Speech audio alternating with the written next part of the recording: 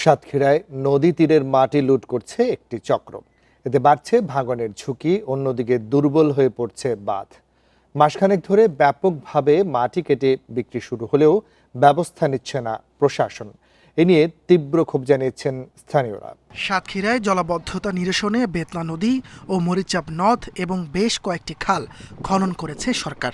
এ সময় মাটি দিয়ে উঁচু করা হয় নদীর তীর, কিন্তু সেই মাটি লুট করে নিচ্ছে একটি চক্র।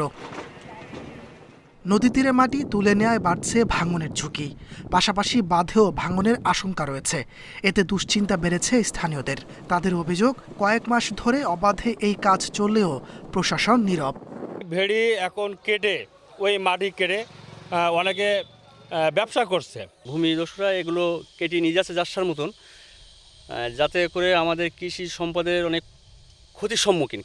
অভিযোগ আছে, বেতনা নদীর কয়েকটি পয়েন্ট থেকে মাটি লুটের নেতৃত্ব দিচ্ছেন স্থানীয় এক ব্যক্তি, তবে তা অস্বীকার করলেন তিনি।